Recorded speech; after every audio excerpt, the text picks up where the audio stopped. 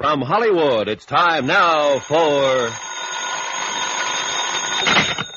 Johnny Dollar. Vic Carson, Johnny, State Unity Life. Oh, what's on your mind, Vic? Got a job for you if you're interested. I just received a report from our agent in Venice that... Venice? Oh, I'd love it. Soft nights along the canals. Venice, California, Johnny. Okay, what is it? Murder. Bernard Slade, age 56, penny arcade operator in Ocean Park. That's right. Right next door to Venice. Go on. Well, the body was found in living quarters at the rear of an arcade in the amusement zone. Killer unknown. And? Barney Slade must have been quite a movie fan. The police found his apartment plastered with photographs of the movie greats. Silent screen vintage, that is. At least a dozen of them were of Mavis Gale, a real queen in her day. Yeah, the vamp type, I know. Oh? Oh, it's just a vague recollection, you understand. Yeah. Well, the police also reported that somebody, the killer probably, had drawn a big question mark in red crayon over each of Mavis Gale's photographs. Interesting. If it means anything. We think it does, Johnny. Especially since Mavis Gale is named as the beneficiary in Bernard Slade's insurance policy.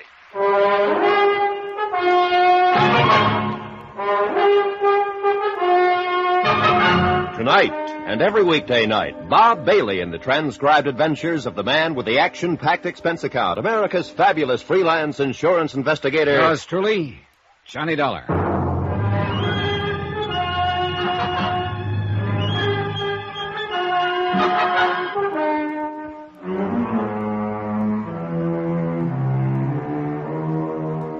Expense account submitted by Special Investigator Johnny Dollar to State Unity Life, Home Office, Hartford, Connecticut. Following is an account of expenses incurred during my investigation of the Silent Queen matter.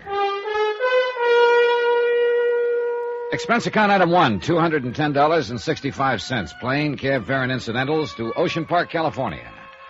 As soon as I checked in at my hotel, I got in touch with Homicide. Sergeant McKay, they said, would probably be down at the pier. I saved you cab fare on this one, Vic. It was a beautiful moonlit night at the beach. A warm breeze was blowing in from the Pacific. And besides, it was only a 3-minute walk from my hotel to the fun zone. A gaudy array of neon and noise, an occasional whiff of salt air seeping through the aromatic blend of fried shrimp, hamburgers, and popcorn. Business was good, and the penny arcade had its share of it. I headed straight for the blonde sitting in the change booth. She looked tired, faded. Hi, let me have a dime's worth of pennies, will you? Real plunger, huh? Oh, money means nothing to me. Well, here you are. Don't spend them all in one place. Well, you know, I might at that. This machine here looks mighty interesting. Lola the farmer's daughter. Oh, it's kind of racy. How's your blood pressure? Fine. Then try that row along the wall over there. That wouldn't do. How could we carry on a conversation if I was on the other side of the room? Who wants conversation? I do. You don't look like the lonely type. Never can tell, though, can you? Look, you run along while I finish stacking these pennies, huh? No, seriously, all I want is a few answers. Well, I got more than a few, honey. What's on your mind? Barney Slade. What about Barney? You work for him long? Who wants to know? My name is Dollar, Johnny Dollar. I'm an insurance investigator. Oh. I'd appreciate any information you can give me. Hey, your company dropped a bundle on Barney, huh? Well, that remains to be seen. Oh, Barney was a nice guy. Nice as they come. What do you want to know? We'll just start anywhere. You want to know about his friends?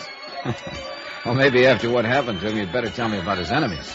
He didn't have none. Not one. Oh, must have been quite a fellow. He was, mister. Okay, let's get back to his friends then. Just about everybody along the pier. Anyone in particular? Oh, Frank Jessup, for one, runs a concession just down the way. Go on. Sam Hegstrom owns a fishing boat. Then there's, Gus Kanakos, Irv Goldstein. Like I said, Barney had a lot of friends. Including you? Including me. How about Mavis Gale? I don't know the dame. Well, she used to be in the movies, the silent kind. Oh, I heard about her, only I never met her. Didn't she ever come around? I never saw her. Did Barney ever talk about her? Not to me, he didn't. Why? Why what? Why should Barney talk about Mavis Gale? Oh, I just thought he might have mentioned it sometime or other. Is that the door to Barney's apartment back there? Yeah, that's right. Mind if I have a look around? That'd be up to Sergeant McKay. Well, look, if he comes in, tell him where I am, will you? Tell him yourself. He's back there in Barney's apartment now. I walked on back and took note of the heavy padlock dangling open on the door leading into Barney Slade's apartment. The small living room was empty, yet it was crowded, too. Crowded with memories of the silent greats.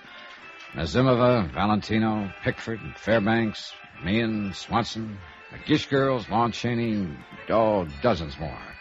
Their photographs filling practically every inch of wall space. Mavis Gale was there, too, a big question mark in red crayon drawn over each of her photos. I moved through a narrow kitchen. The back door was wide open. I stepped outside. Who are you? Oh, Johnny Dollar. You must be Sergeant McKay. That's right. Yeah, your office said you'd be here browsing around. So I'm browsing. There's something bothering you, Sergeant? Murder always bothers me. Yeah, I know what you mean. Like those photos in there of Mavis Gale and the question marks on all of them. Yeah, that bothers me. You think the killer did it? Could be. Let's go back inside. All right. Or maybe Barney, huh? Maybe Barney what? I'm talking about the question marks. Could be. Pictures belong to him. Yeah. Yeah, he had quite a gallery here. Looks to me, though, that some are missing. That's so? Well, you know so, Sergeant. The wallpaper isn't faded as badly where they used to be. And there are a lot of tack marks, too. Okay, so who took him down? Barney? He could have. So could the killer. That's right. Have you found anybody who could tell you anything about him? The missing photographs? Not yet. Hey, Barney, keep a lot of money in here? Twyla didn't seem to think so. Twyla? Twyla James. Blonde out front at the change booth. Oh, yeah. Barney was sort of particular about his apartment. Never let anybody in as far as she knows, not even his friends. Wonder why. According to Twyla, he seldom used the arcade entrance. Preferred to use the back door. Is that the one the killer used? It was standing wide open when the body was found. Well, who found it, by the way? Twyla. When she showed up for work yesterday, the arcade was closed up, so she went around back. Do you know when Barney was killed? Doc figures around 3 a.m. 2 slugs from a .38. One would have been enough. Any signs of a struggle? Yeah. Lamp over there was on the floor. That chair was turned over, and this table had been upset. Pipes, medicine bottles, pill boxes scattered around. Uh-huh. Heavy bolt and chain on the inside of both doors. Barney didn't have to let a visitor in unless he wanted to. That's right. Of course, he could have run into the killer outside somewhere. Sure he could. Only you don't think so. Unless Barney was in the habit of walking in his sleep. Oh? When we came in and found Barney, he was in pajamas and bathrobe. The wall bed over there had been pulled out and was mussed up. So it figures he was probably asleep when the killer tapped on his door. He got up and let him in. Yet according to Twyla... The place was off limits, even to his friends. But she wasn't around all the time and didn't know all his friends. You found some others? I'd like to find one of them in particular. A man Barney referred to as the preacher. Just the preacher? No name? No. At least Sam Hegstrom couldn't remember. And this preacher, was he allowed into Barney's inner sanctum? Sam's pretty sure he saw the two of them come out the back door one night, a little more than a week ago. Other times he spotted them taking a late evening stroll along the oceanfront walk. Mm-hmm. Did Sam ever talk with this preacher? No. But he got curious after a while, asked Barney about it. Barney said the man was a very old and dear friend. Let it go at that. And you haven't been able to find out anything more about him, huh? I'm still checking. Well, it would sure be a break if you could locate this preacher. He might be able to tell us something about those missing photographs, what they were. Might also explain why the killer took them. Have you seen enough in here, Dollar? Oh, yeah, sure, I guess so, Sergeant. Hey, tell me, what does Mavis Gale have to say about all this? I only got to talk with her just a couple hours ago when she returned from Palm Springs. She was pretty upset when I told her about the crayon marks on her photographs. Oh, but naturally she couldn't offer any explanation. None? How did she react to the news of Slade's death? Tears and such? She's supposed to weep about it? Why not? Barney Slade must have been a pretty good friend of hers. After all, he named her as the beneficiary in his insurance policy. Oh? That's interesting. What? When I talked with Mavis Gale, she told me she never heard of Barney Slade. Expense account item 2 and 3, $1.10, phone call and cab fare. The call was to Mavis Gale's home in Bel Air. The butler said if it was important, I could find her at McCartney's mortuary in Venice. Cab fare to Venice via what is laughingly called the Speedway, a one-way alley lined with backyards and garbage cans. It took us less than a minute to cross over into Venice, a boom that had busted. A melancholy mixture of old broken-down buildings and the sound of the sea. crumbling bridges, moss-covered canals, of paved streets wandering disconsolately into sand dunes and ending where the money gave out. A dream that had kind of died of a broken heart. Good evening, sir. Oh, Bernard Slade, please. Oh, yes. Mr. Slade is in the slumber room at the end of the hall. Is anyone with him? Oh, indeed. Quite a number of his friends. Would you know Mavis Gale if you saw her? The silent screen star? Oh, indeed I would. At least I think I would. She was one of my favorites. She hasn't shown yet? No, You mean she's expected? So I understand. Well, that's nice. Oh, that is nice. I didn't know she was a friend of Mr. Slade's. Oh, you know most of Barney's friends, huh? I know most of the people along the pier, and they were all his friends. Well, how about one called the Preacher? The Preacher? Mm-hmm. Well, naturally, I'm very well acquainted with many men of the cloth. And if you could tell me his name... I don't know it. Oh. Look, you have a visitor's register here, don't you? In each of the slumber rooms, yes. Just inside the door. Oh, thanks. Where did you say Mr. Slade was? Down the hall. Last room on the left.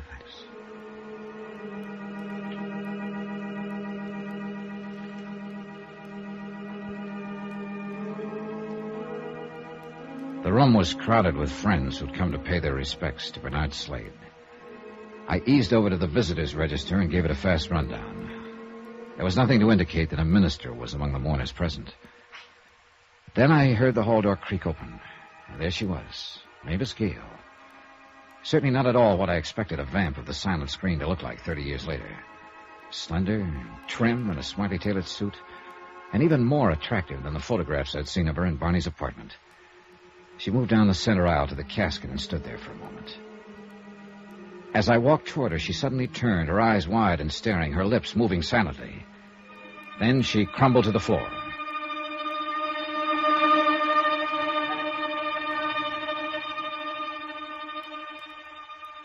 I understand you've been trying to reach me, Dollar. That's right, Sergeant. Okay, what's up? I got some news for you. Mavis Gale was once married to a small-time movie actor named Tom Sanford. Seems he was murdered during a hunting trip in the Sierras some 27 years ago. So now it turns out he wasn't. Mavis Gale just identified Barney Slade as Tom Sanford.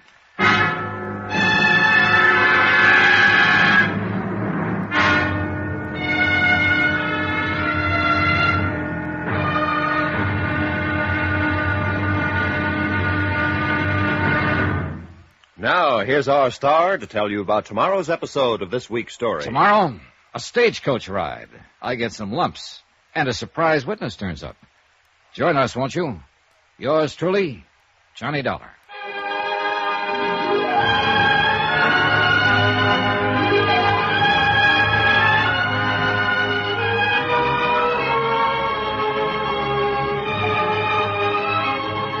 Yours truly, Johnny Dollar, starring Bob Bailey, is transcribed in Hollywood.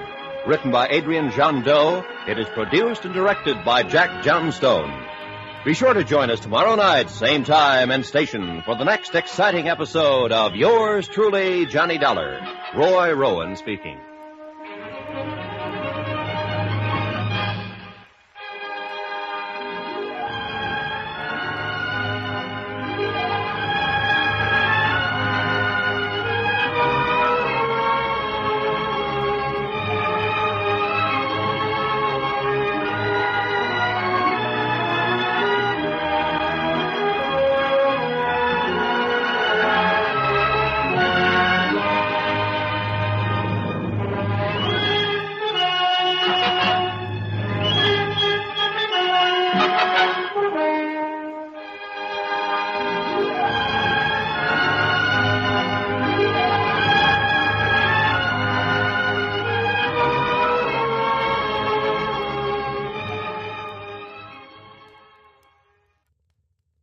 From Hollywood, it's time now for... Johnny Dollar. I understand you've been trying to get in touch with me, Dollar. That's right. Okay, what's up? I got some news for you, Sergeant. Mavis Gale was once married to a small-time movie actor named Tom Sanford. Seems he was murdered during a hunting trip in the Sierras some 27 years ago. So? Mavis Gale just identified Barney Slade as Tom Sanford. What? Same man, Sergeant. She's still at the mortuary? Yeah, the manager's office. I'll be over in 5 minutes.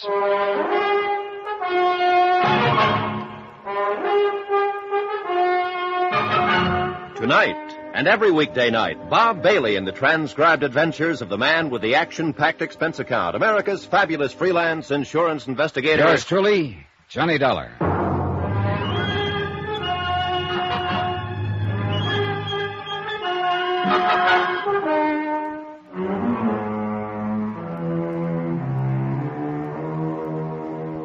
Expense account submitted by Special Investigator Johnny Dollar. Location, Ocean Park, California. To State Unity Life, Home Office, Hartford, Connecticut. Assignment, The Silent Queen Matter. Expense account continued.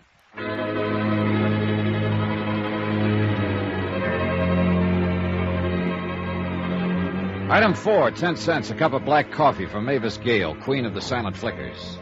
While she drank it, I elbowed my way past Barney Slade's friends gathered in the hall just outside the mortuary office and walked out to the street to do a little quiet thinking. I didn't have time. Excuse me, Mr. Dollar. Is it a fact about Mavis Gale? I mean, she was Barney's wife? Where'd you pick that up? Well, Mort thought he heard her say so. Mort? A manager of the funeral parlor. You were in his office, helped carry Miss Gale there. Is it a fact, Mr. Dollar? How do you know my name? I was gabbing with Twyla earlier tonight. She's the girl at the change desk in the Penny Arcade. I know. Then I seen you and Sergeant McKay come out of Barney's apartment. Who are you? Frank Jessup. I run the mermaid bit over on the pier. You know, 3 baseballs for a quarter and you... You tried to dunk the doll in the water tank, yeah. I figure Mort heard right that Mavis Gale used to be Barney's wife. Well, that's what the lady said. How do you like that? Old Barney married all this time into that Mavis Gale, old-time movie star. Never breathed a word of it to any of us. Sure can't get over it. And him being a picture player in the old days, too. Yeah. Do you recall ever seeing her around the arcade, Mr. Jessup? Nope. Think I would have recognized her tonight when she came in the mortuary. Real handsome woman. Can you think of anyone Barney might have told about his past? I don't think any of his friends knew Mr. Dollar. Including Twyla James? Why'd you ask that? Has she been with him long? Close to 5 years. What are you driving at, Mr. Dollar? Barney was still a pretty good-looking guy. She liked him a lot. And vice versa? Barney never talked it over with me. What did he talk about? Well, fishing mostly, and pinochle. He was crazy about pinochle. Best I ever played with. You play often? Average couple times a week. In Barney's apartment? Barney was kind of funny about that. None of us ever set foot in his place. Most of the time we played over at my bungalow or on Sam's boat. I see. Say, you being an insurance investigator and all, I was wondering, was Mavis Gale... Oh, excuse me, Mr. Jessup. There's Sergeant McKay. Well, you said 5 minutes, Sergeant. You made it to 3. She's still in there, Dollar? Yeah. Nice turnout of Barney's friends. Only they're all out in the hall. Well, things got sort of frantic when Mavis took her nosedive. They wanted to find out why, I guess. Did they? Mm-hmm. Mort nosed it around. Was he in the office with her? And her chauffeur. His name's Ronald. I'll send them both out. I want to talk to Mavis Gale alone. I don't think you get much out of her. She really fell apart at the seams.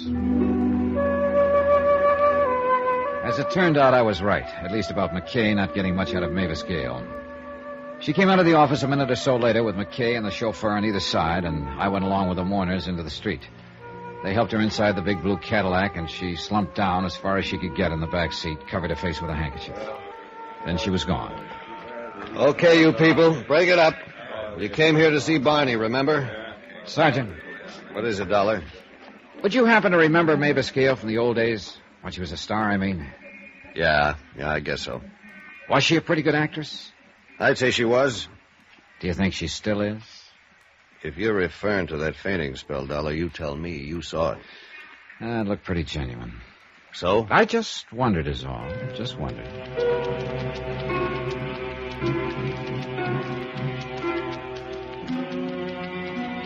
Expense account items 5 and 6, $4.60, one morning newspaper, and cab fare to Mavis Gale's Bel Air home.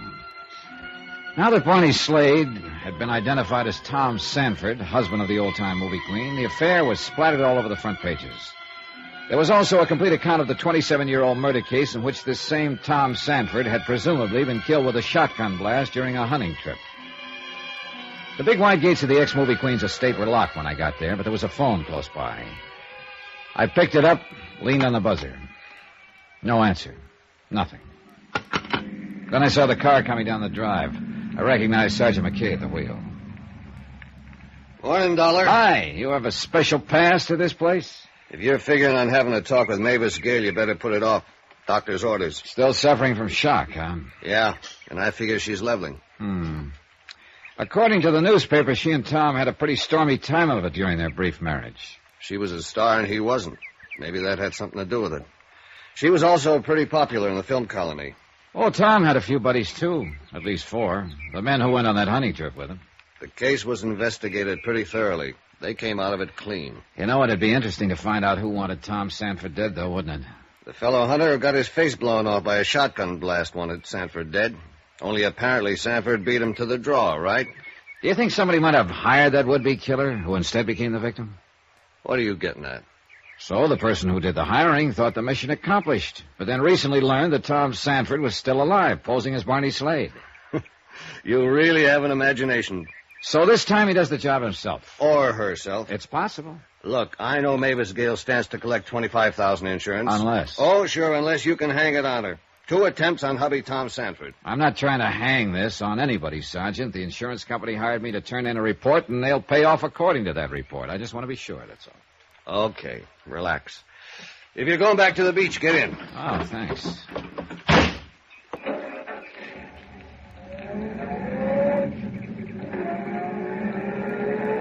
Why do you think he did it, Sergeant? Why do I think who did what? Sanford. 27 years ago on a hunting trip. Why do you suppose he planted his identification and clothing on the man who tried to kill him and then vanished? Who knows? Maybe he was in a jam. Liked the idea of letting the world believe he was dead. And how about those question marks on Mavis Gale's photographs? A tie in there, maybe? We've been through that. Barney could have made those marks himself. Well, then here's a thought. Barney, or Sanford, whichever you want to call him, might have wondered, could his wife have hired the killer? And is that why he drew those question marks? I thought you decided the killer drew them. All right, assume the killer drew them. Why? You tell me. Well, it would certainly attract attention to Mavis Gale, wouldn't it? And eliminate her as a possible suspect? As far as Barney Slade's death is concerned, yes. You're really determined to go after this woman, aren't you? Look, McKay, I told you... Okay. Assuming the killer drew those question marks to direct attention to Mavis Gale. Why would he want to do that? I can make a guess. Can't you? Yeah. Could be blackmail. But why wait all these years? For the simple reason he just picked up a little information recently. Maybe he got it from one of the men who were on that hunting trip. Think they're still around?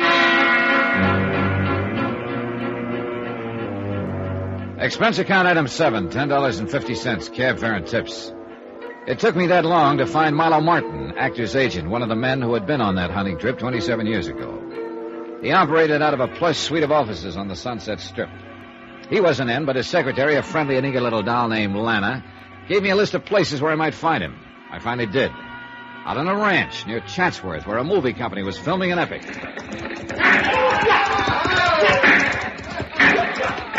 Yep, a Western. What else? Milo Martin was short and round. He wore cowboy boots, dungarees, no shirt.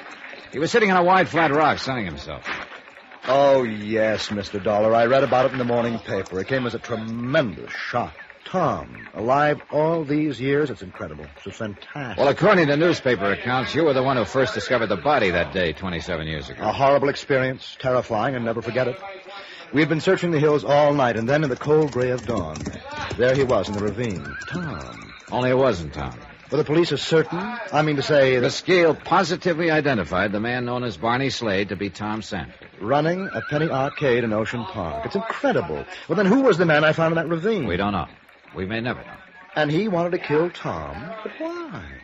You have no idea why anyone would have wanted to do away with him? No, of course not. Oh, I knew Tom was a wild sort. He never got along with most people, but, well, to resort to murder. You were his agent, weren't you, Mr. Martin? Yes, I was. I must confess I only took him on as a client to please Mavis. Oh, you also represented Miss Gale? I did. She was Oh, she still is a truly wonderful person, Mr. Dollar. I understand the two of them weren't getting along too well. Oh, that would be putting it mildly, Mr. Dollar. It was one frightful row after another. Wild, hysterical sort of row. What did they quarrel about? Well, Tom was quite a gambler, and he also drank rather heavily, and he also fancied himself as quite a ladies' man. And this made her sore. He was also extremely jealous. Oh? Mavis ever give him good cause to be? No, of course not. Oh, he was always imagining all sorts of fantastic things about her. Actually, she was very much in love with him. That was my impression, at least. Tell me, Mr. Martin, those other men who were on the hunting trip, are they still around? Well, let me see now. There's Trev, for one. Huh? Trev, that's Francis Trevelyan, used to be Miss Gale's cameraman, independent producer now. His pictures aren't very good, but they make money. Well, how about this Jarvis Pocket? Jarv? Let me think now. Oh, excuse me. You ready, doll? Okay. That's Saul, the director. He's a friend of mine. Look, about You Jarvis. like stage coaches, Mr. Dollar? Well, I can take him or leave him. Look, what Come about along. They're finished up here. We'll ride the coach back to the ranch house. It's only a few miles, maybe 5. In this contraption? Oh, you'll love it. All right, now, here. Get aboard, Mr. Dollar. Oh, brother. Hey, it's not too roomy, is it? Okay, doll. Let it go. Oh, how do you like it, Mr. Dollar? I know how John Wayne feels. Let me see now. You were asking about... Jarvis Pocket. Now, faster, doll. Faster. Oh, come on now.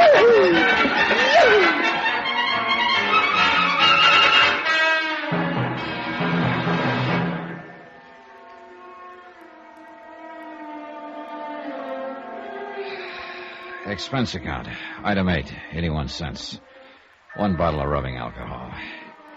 It was late that afternoon when I got back to my hotel, but before I could use the alcohol on my aching bones, the phone rang. Johnny Dollar. McKay here. This time I got news for you, Dollar. You ought to be real pleased. Wait till I sit down. Oh, on second thought, maybe I won't. Okay, Sarge, let's have it.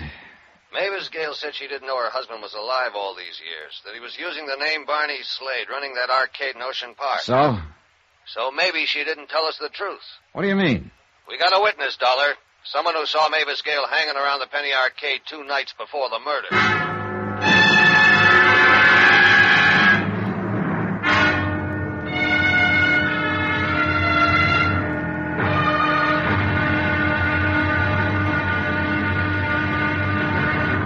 Now, here's our star to tell you about tomorrow's episode of this week's story. Tomorrow, a bowl of lentil soup, and I almost wind up in a cemetery. Join us, won't you? Yours truly, Johnny Dollar.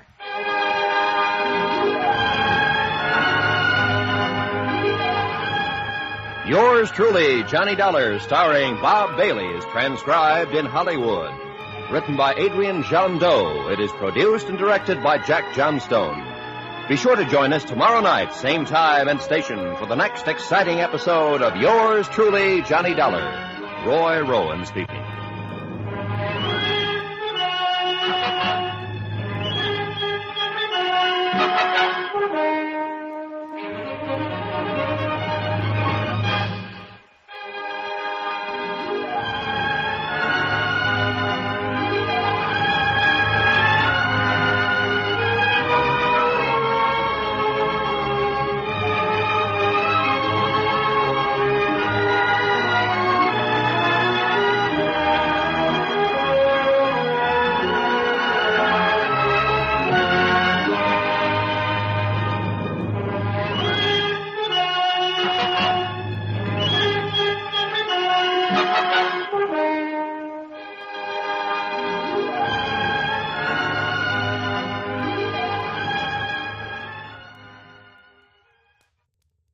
From Hollywood, it's time now for... Johnny Dollar. Hiya, boy. Vic Carson in Hartford. Say, things are really opening up out there on the coast, huh? So, you read the papers. Quite a surprise, learning that Mavis Gale was married to that penny arcade operator, Barney Slade. She'd been married to Tom Sanford. Sure, silent film actor. Only it turns out he and Slade are the same man. Really something, isn't it? Yeah, well... Here, Sanford's supposed to be dead for 27 years, and all the time he's living down there in Ocean Park, and she didn't know about it. So she said. Only somebody saw her hanging around the arcade 2 nights before Slade's murder, Vic. What? Well, What does she have to say about that? She wasn't around when the police went out to her place a little while ago. No one knows where she is. Look, have you been able to get an angle on those photographs of hers in Slade's apartment? Why the killer drew those question marks over 'em? No. And we haven't found out why the killer copped a half a dozen of the photos either. Photographs of who? How should I know? They're gone. Well, maybe they're important. No. Look, I'm on the trail of a character called the Preacher. If I find him, I may find some answers. Well, according to the papers, Johnny, are you sore about something? Yeah, Vic, I'm sore. Better read my report.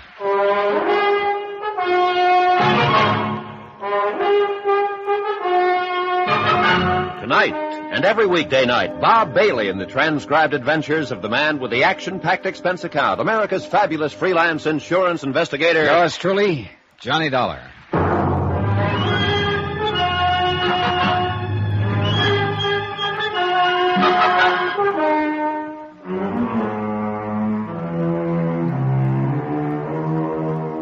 Expense account submitted by Special Investigator Johnny Dollar, location Ocean Park, California. To State Unity Life, Home Office, Hartford, Connecticut. Assignment, The Silent Queen Matter. Expense account continued.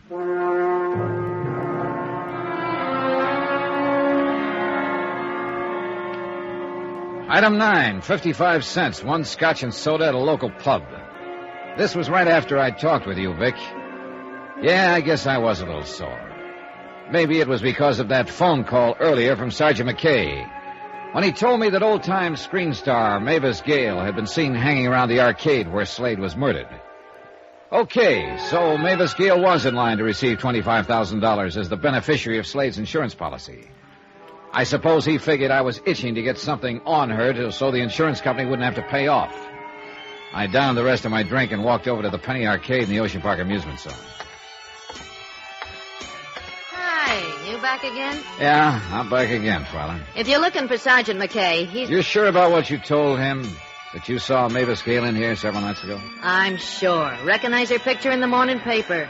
Well, you didn't volunteer this information to McKay until this afternoon. I sleep late. Okay. So Tuesday night, Mavis Gale showed up. Around 8, you said. Well, I couldn't swear to the time. It was around then. Well, exactly what did she do? I told the sergeant. Well, tell me. When I first noticed her, she was standing just inside the front door, like maybe she was waiting for somebody. Was Barney here in the arcade at the time? No, Barney was back there at that test your strength machine. It was busted. And I was up and fixed it. Oh, hi, Mr. Jessup. Evening, Mr. Dollar. Evening, Twyla. Hi. Yeah, Mr. Dollar, Frank here's pretty good with electrical stuff. So? So I helped Barney fix the machine. Look, Twyla, I mean, what happened then? What did Mavis do? Well, she waited around another 10 minutes maybe and then beat it. Did Barney see her? Did he, Frank? You mean Mavis Gale was in here the night he was fixing the machine? So Twyla says. Do you think he noticed her, Mr. Jessup? Kind of hard for me to say, Mr. Dollar. We were both pretty busy fooling with that machine. I didn't notice her, that's for sure. Look, Mr. Dollar, don't you believe I saw this Gale Dane here? You need half a dozen witnesses. Okay, Twyla, don't get excited. Twyla, what I come in for, me and Gus are going to drive over to the mortuary, spend a little time with Barney. I know you were there. Oh, yeah, sure. Sure, I'd like to go again, Frank. I'll get one of the boys to take over the change booth for an hour or so. Thanks. And be around 8. Well, I'll see you around. Just a minute, Mr. Jessup. I'd like to ask the two of you something. Sure, go ahead. I've got a list of names here. Barney may have mentioned any one of them to you. Now, stop me if he did. Milo Martin, George Sheldon, Jarvis Pocket. Stop. Huh? Yeah, Sergeant McKay already asked us about that fella called the Preacher, too. We've never heard of him. Okay, thanks.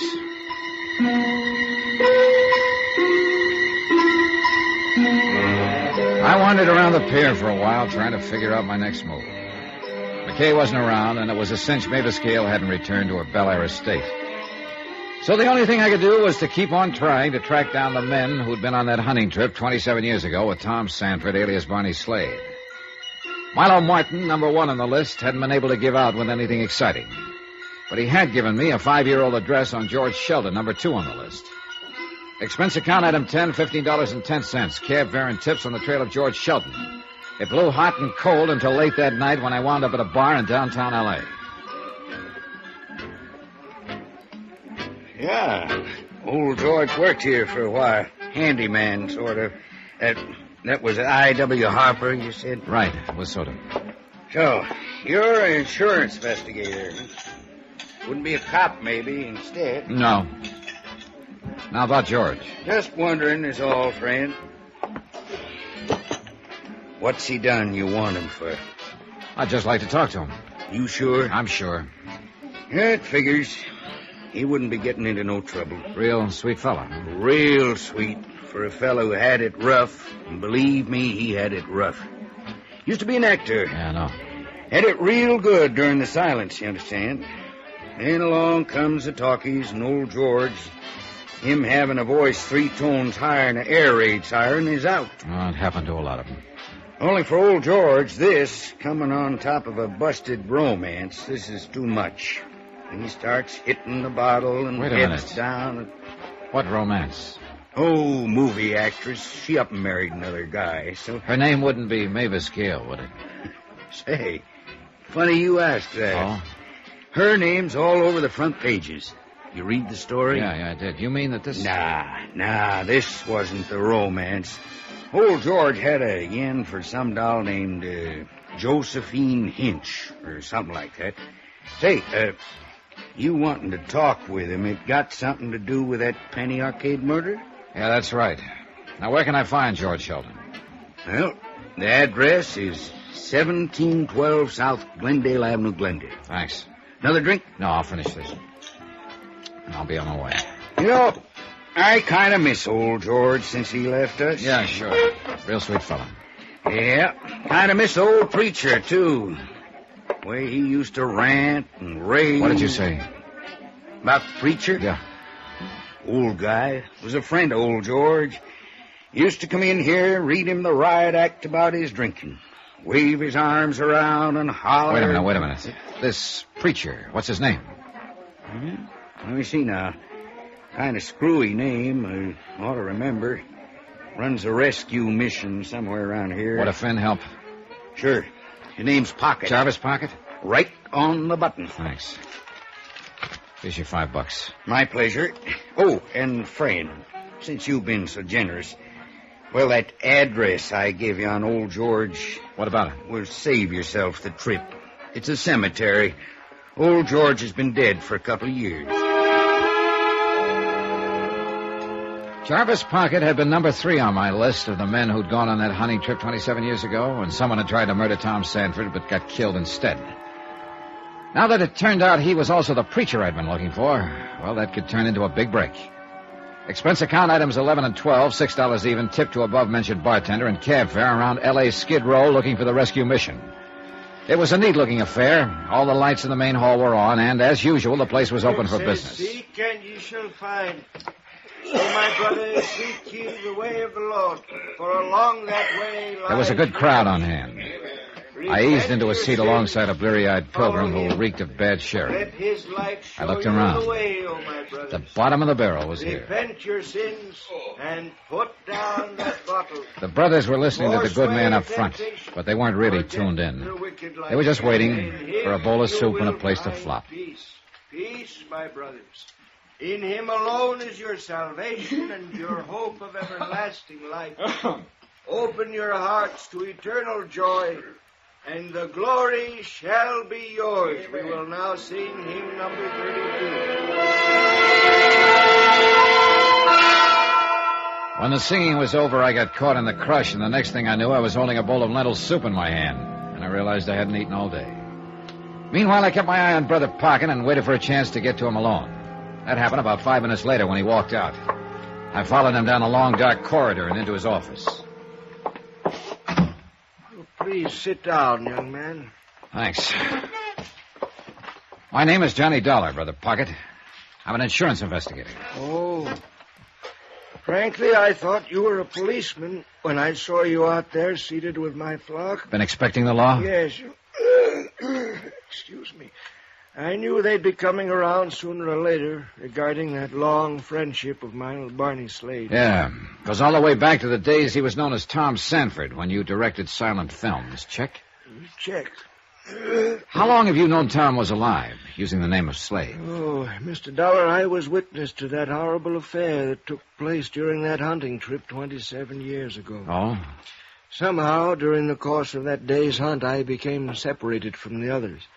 Then suddenly I came upon Tom struggling with a man in a deep ravine. The would-be killer? The man with the shotgun? The other man fell, the gun went off, and he was killed instead of Tom. Go on, Brother Pocket.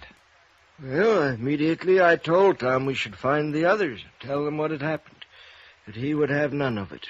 Is that when he told you he preferred to let the world believe he was dead? And I suddenly realized it probably would be best for all concerned. In what way? Well, Mr. Dollar, Tom was constantly involved in trouble of some kind, drinking too much, gambling, women, brawling. He knew what it was all doing to Mavis, but he couldn't help himself. Believe me, Mr. Dollar, he loved her passionately. Made her life miserable, and his own as well. I see.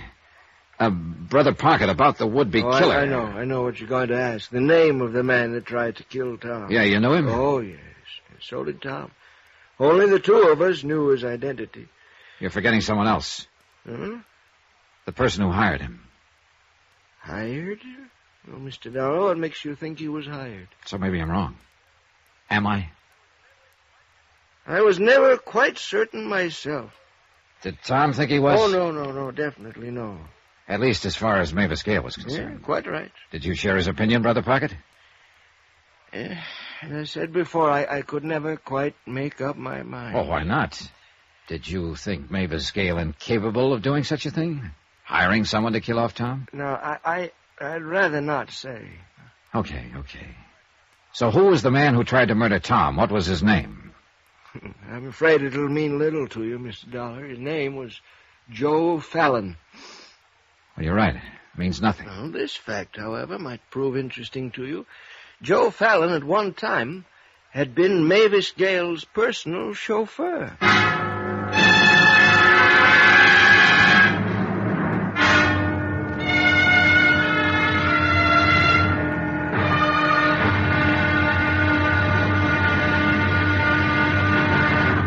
Now, here's our star to tell you about tomorrow's episode of this week's story. Tomorrow, audience with the Queen and a brush with the killer. Join us, won't you? Yours truly, Johnny Dollar.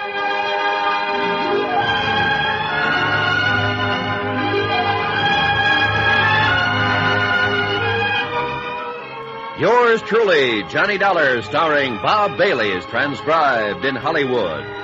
Written by Adrian John Doe. It is produced and directed by Jack Johnstone. Be sure to join us tomorrow night, same time and station, for the next exciting episode of Yours truly, Johnny Dollar. Roy Rowan speaking.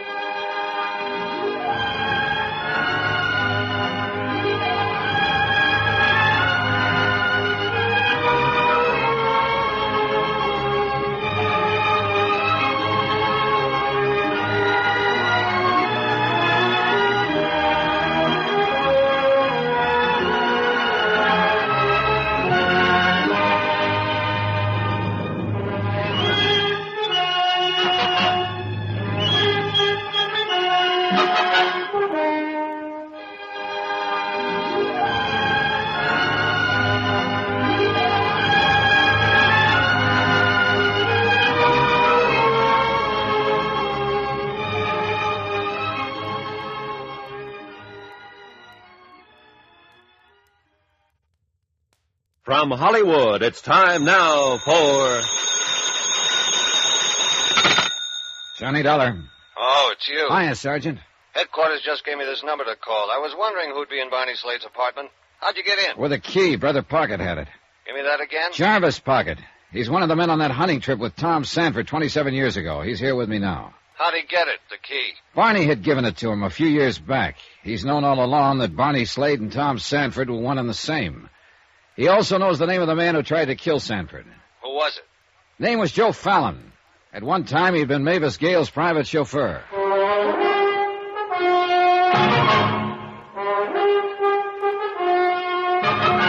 Tonight, and every weekday night, Bob Bailey in the transcribed adventures of the man with the action-packed expense account, America's fabulous freelance insurance investigator. Yours truly, Johnny Dollar.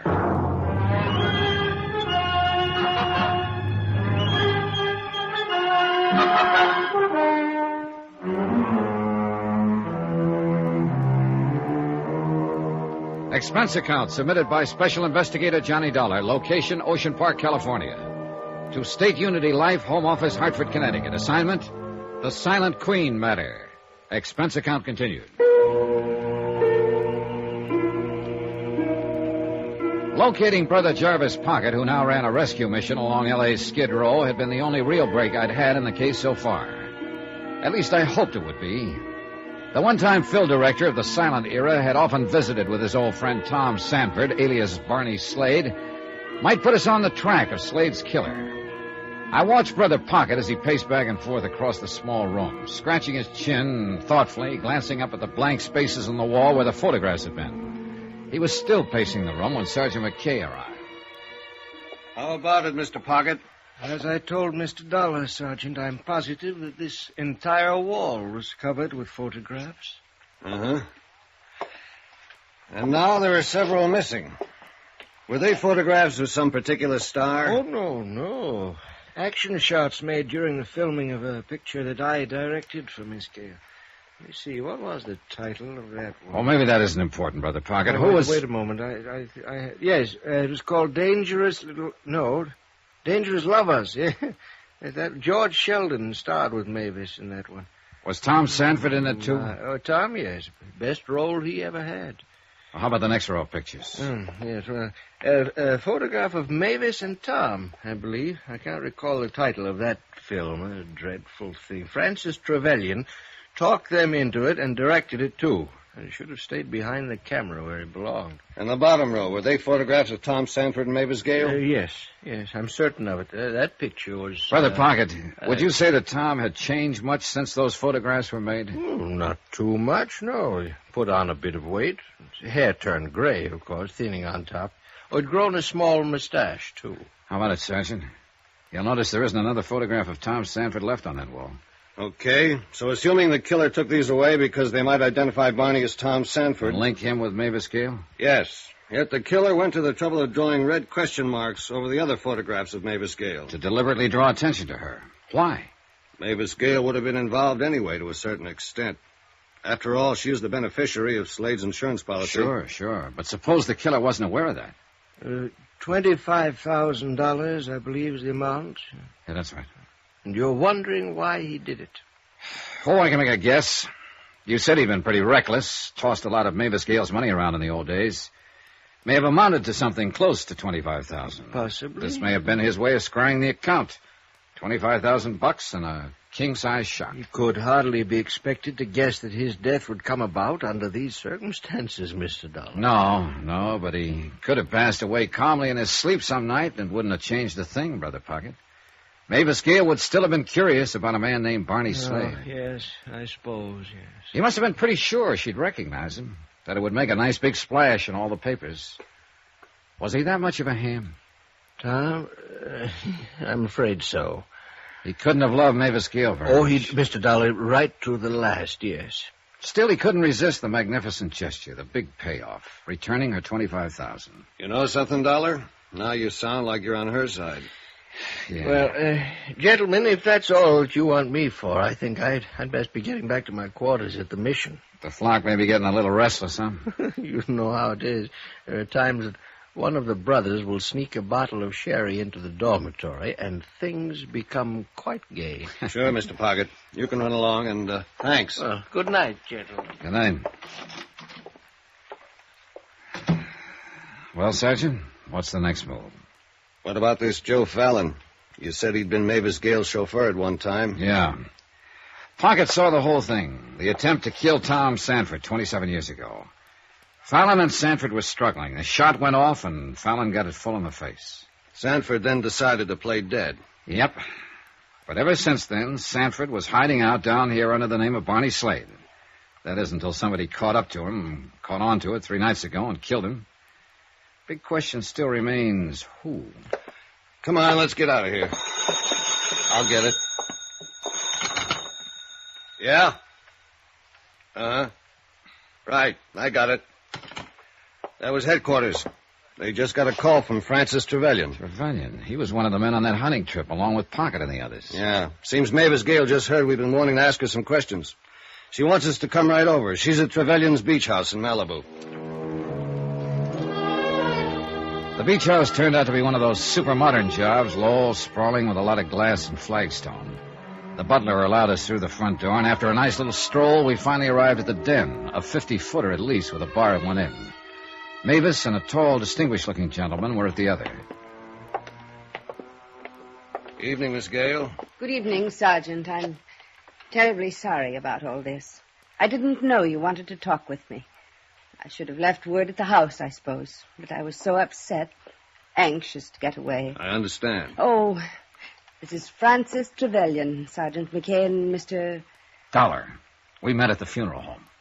Oh, yes, I remember. Do sit down, gentlemen. May I offer you a drink? No, thanks, Mr. Trevelyan. Now, Miss Gale. Yes? When I first informed you of Barney Slade's death at the Penny Arcade at Ocean Park, you told me you never met the man. That's right. I had no way of knowing it was Tom. Not until last night when I went to the mortuary. Had you ever been in or near the Penny Arcade at any time, Miss Gale, previous to the murder? Yes. 2 nights before. Why didn't you mention this to me when I spoke with you before? I don't know. I was frightened. A man named Barney Slade had been murdered. The killer had drawn question marks on my photographs in the dead man's apartment. Were you afraid to tell me because it would involve you deeper? Yes. I think that was the purpose of the phone call, Sergeant. What phone call? That evening, shortly after 6, I received a call from a man. He wouldn't identify himself.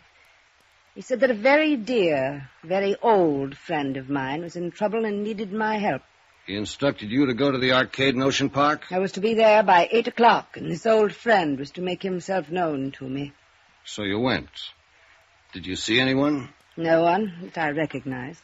Miss Gale, does the name Joe Fallon mean anything to you? Fallon? Why do you ask that? Just a moment, Mr. Trevelyan. Why, yes. Joe was my chauffeur. Many, many years ago. And when did you discharge him? Shortly after my marriage to Tom. Did he tell you to get rid of Fallon? Yes.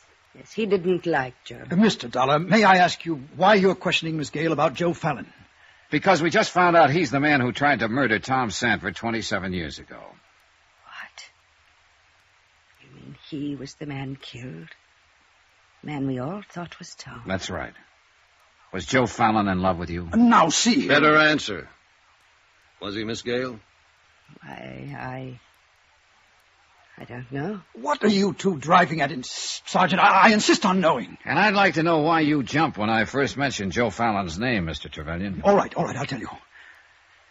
You see, I'd quite forgotten about him. It was only when you asked Miss Gale that it suddenly dawned on me who he was, and it startled me, because his name had been brought to my attention only some 24 hours ago. Oh? A phone call. A man who said he was in partnership with Joe Fallon. They had a business deal to talk over with me. And? Well, I simply told him that I wasn't interested. I was in the midst of my most important production, and I just couldn't be bothered. Did you receive a similar call, Miss Gale? I know. You know, Sergeant, I'll give you odds it's the same one who called Miss Gale before the murder to get her down to the Penny Arcade. But I don't understand. Why? Who is the man? When we find that out, Miss Gale, we'll have the killer.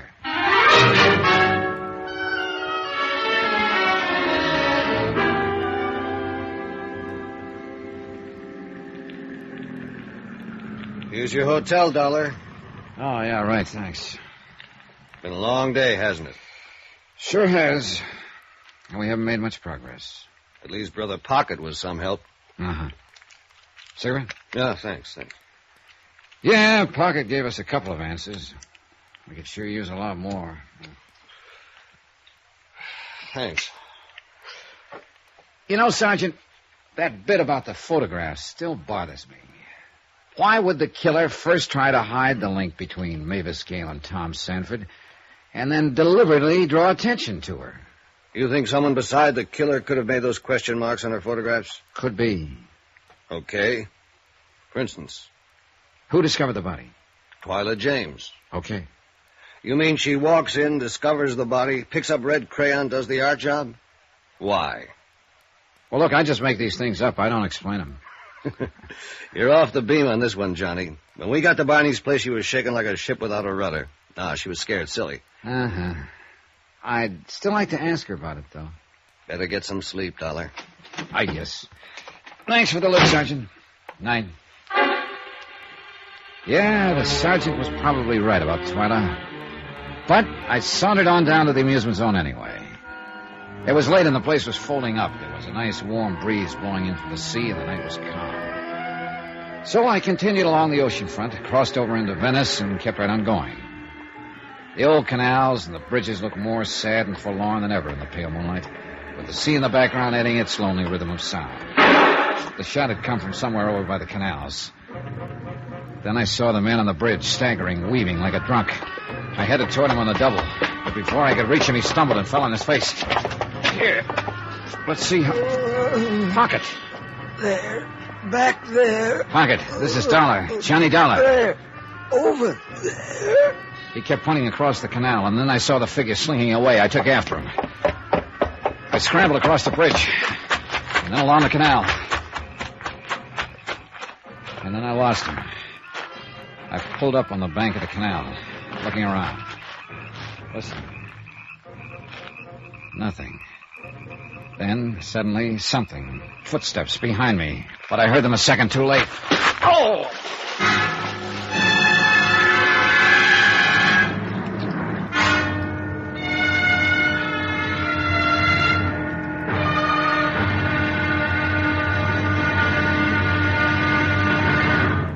Now, here's our star to tell you about the final episode of this week's story. Tomorrow, a man who talked too much, and it killed him. Yeah, the payoff. Join us, won't you? Yours truly, Johnny Dollar.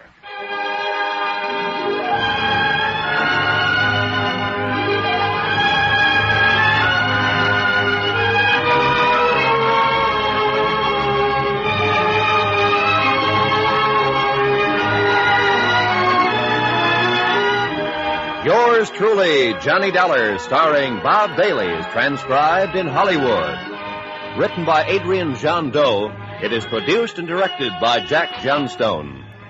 Be sure to join us tomorrow night, same time and station, for the next exciting episode of Yours truly, Johnny Dollar. Roy Rowan speaking.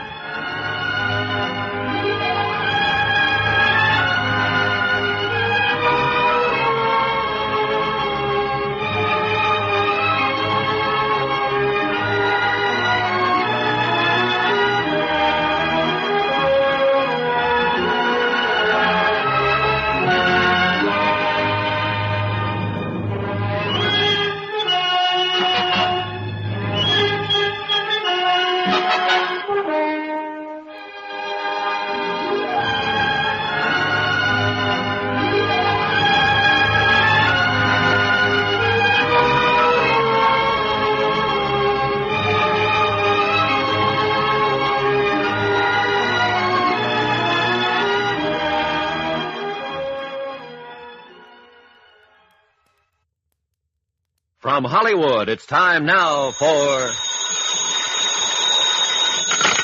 Johnny Dollar. Good morning, Mr. Dollar. This is Milo. Remember? Oh, Milo Martin, the agent, yeah. Yes, I've just read about that terrible affair about Jarvis Pocket murdered. Oh, it's a terrible thing. Yeah, he didn't even make it to the hospital. And you, Mr. Dollar, the killer tried to do away with you, too, huh? Well, all I got was a nice crack on the head and a not-so-nice dunking in the canal. You were fortunate, Mr. Dollar, extremely fortunate. Yeah. Anything else you wanted to talk about, Milo? Oh, yes. I'm sorry I wasn't at the office when you called earlier. Well, your secretary gave me part of the information I was after. She remembered a man had phoned your office yesterday. Yes, she said he was a business associate of someone named Joseph Fallon. Well, as I was out at the time, but he did leave that message. Well, what I wanted to know is, did he ever call back? No, he didn't. He probably will, unless he figures he's already found his pigeon. Pigeon? What for? Blackmail, Mr. Martin. Blackmail.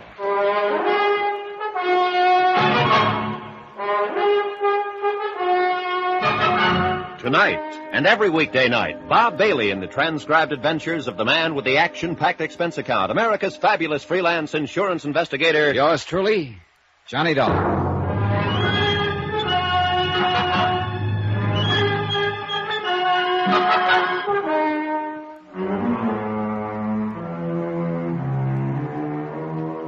Expense account submitted by Special Investigator Johnny Dollar, location Ocean Park, California. To State Unity Life, Home Office, Hartford, Connecticut. Assignment, The Silent Queen Matter. Expense account, final page. 27 years ago, somebody had hired one Joe Fallon to murder Tom Sanford, the husband of silent movie star Mavis Gale. But Joe had muffed the job. Now that somebody had turned killer himself. His first victim, Tom Sanford, who'd been going under the name of Barney Slade and running a penny arcade in Ocean Park. The second, Jarvis Pocket, who could have helped us spot the killer. The only two others who might help us were actor Francis Trevelyan and actor's agent Milo Martin. And both had received phone calls from the killer. The reason? Blackmail, obviously. Item 13, $1.35 cab fare to police headquarters. Morning, Sergeant. Hello, Dollar. How do you feel? Oh, okay, I think. You turn up anything on Pocket's killer? Only this. 2 slugs taken from the body, fired from a .38. From the same gun that killed Barney Slade? The same. Well, that figures. Oh, I wish a lot more did. Hey, look, just what have we got anyway? Maybe you better start with what we haven't got. Well, Barney Slade gets clobbered by a killer who scrawls question marks all over Mavis Gale's photographs in his dingy apartment. To draw attention to Mavis Gale. All right. Mavis is named as the beneficiary in Slade's insurance policy. Claims she doesn't know the man, then takes a look at his body and identifies it as husband Tom, who supposedly was killed 27 years ago on a hunting trip. Right. Then Jarvis Pocket, one of the men who'd been on that trip, fills us in with the info that Mavis Gale's ex-chauffeur had tried to knock off Tom. Yeah, but he goofed the job and got knocked off himself. Question. Had Joe Fallon been hired? Answer. Probably. Question, who hired him? There's a beaut, huh? Say, this Milo Martin ever get in touch with you? Yeah, just before he came over. He got a call, all right, apparently from the same man who called Trevelyan. Mm-hmm. Trying Fallon's name on for size. Oh, he's trying to get a reaction, that's for sure. And when he gets the right one, he'll put on the squeeze. I wonder why he didn't call Mavis Gale and give her the pitch. Maybe he did, and she forgot to tell us about it. Think he called Jarvis Pocket? No, I think Pocket would have told us. I wonder if Pocket told us everything last night at Barney's place. Oh, probably not. I think he suspected something or someone. When he left us, he probably did a little prowling of his own. Result, got himself killed. Look, it's almost noon. Yeah. I'll buy you lunch. We'll have about an hour. Then what? Then I'm going to Tom Sanford's funeral. Aren't you?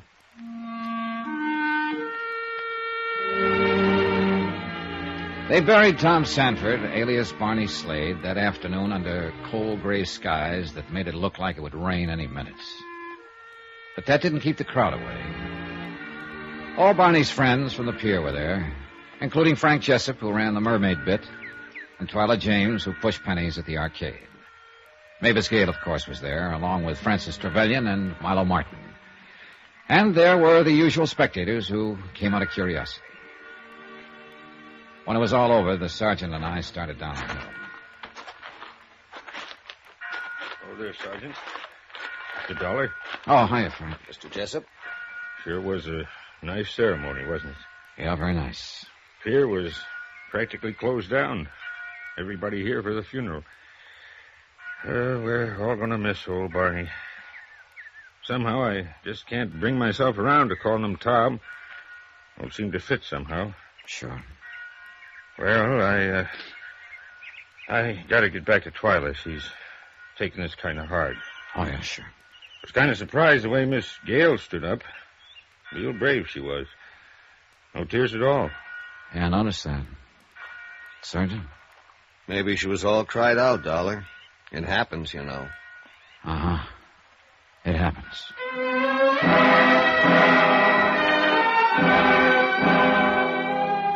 I went back to my room at the hotel later that afternoon and stretched out on the bed to do a little thinking.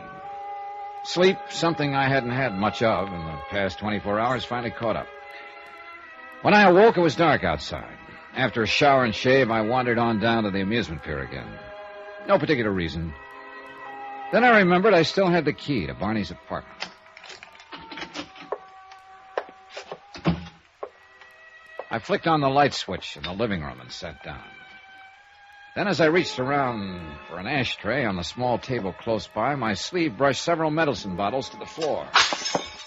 I was picking them up when somebody came in through the back door. Oh, Mr. Dollar? Oh. I happened to notice the light under the arcade door. What are you doing back here? Well, nothing in particular, Twyla. I'm afraid I accidentally knocked these off the table. Oh, no harm, I guess. Poor Barney won't be needing them anymore. Well, he had quite an array here. Medicine, pills. Yeah.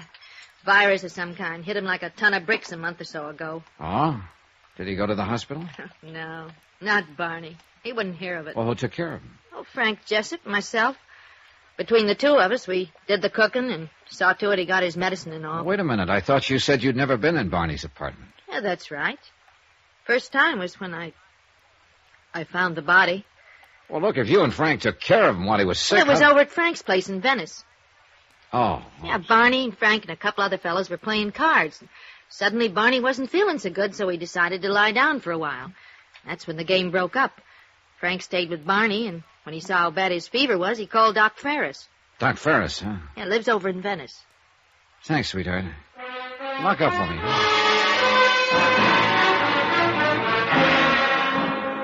Expense account item 14, $1.50, cab fare and tip to Doc Ferris's place in Venice. Barney, he told me, had been a pretty sick man, high fever, delirious at times. But Frank Jessup had stayed by his bedside during the crisis and had done a good job of nursing him through the night. Expense account item 15, $1.50, same cab, back to the amusement zone. The attendant at the Mermaid bit told me that Frank Jessup had gone home early. Expense account item 16, 75 cents, cab fare to Frank's bungalow in Venice. The place was dark. No answer. You looking for Mr. Jessup? Oh, yes, ma'am. He just left a few minutes ago. Out for a walk, I guess. Oh, that's so? Do you know which way he headed? Down the street. That way. Good, thanks. I finally caught sight of him a couple of blocks later. He was headed south along a back street. I trailed him all the way out to 47th Avenue. Sand dunes, oil wells, a scattering of houses. Then I saw him duck into some shadows, so I waited. About 10 minutes later, a big Cadillac came along, cruising slowly. As it reached the corner, someone inside flicked out a package, and then the car disappeared into the night. Frank Jessup suddenly darted out of the shadows, scooped up the package, and came running straight toward me. Hold it, Frank. I said, hold it. Let go. Let go. What are you doing here? I don't have to ask you that question, do I, Frank? And I don't have to guess what's in that package. Let go. Not a chance. All right.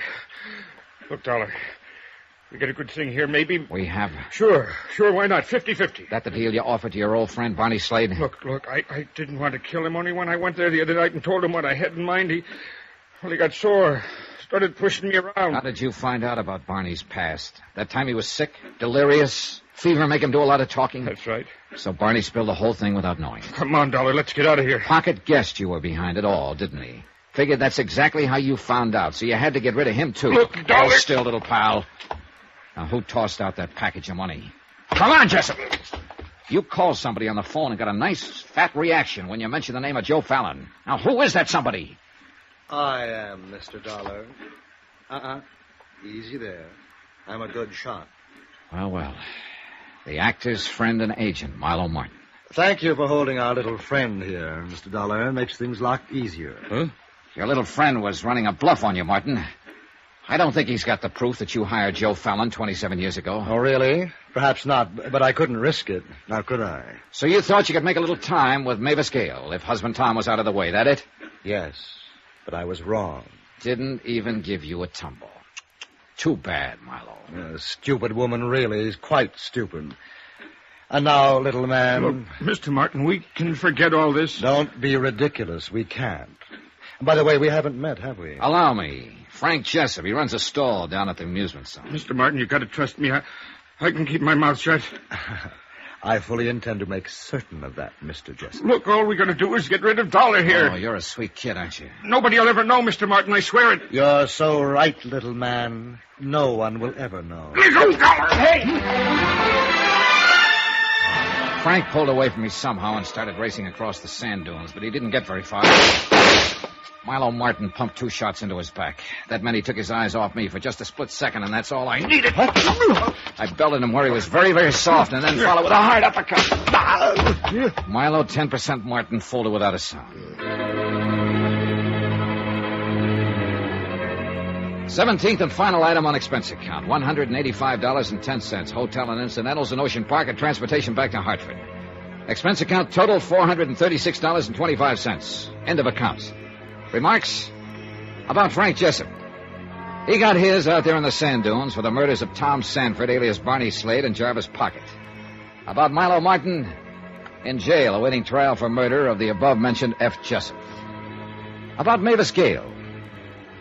She's going to see to it that the good work at Brother Pocket's rescue mission goes on. We'll donate $25,000 to the cause. Yeah, you guessed it. That'll be the insurance money. End of remarks, end of report. Yours truly, Johnny Dollar.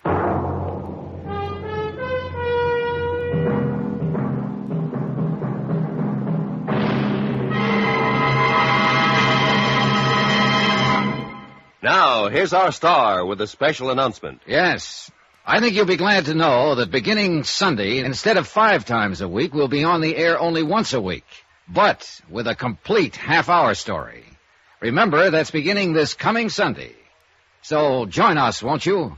Yours truly, Johnny Dollar.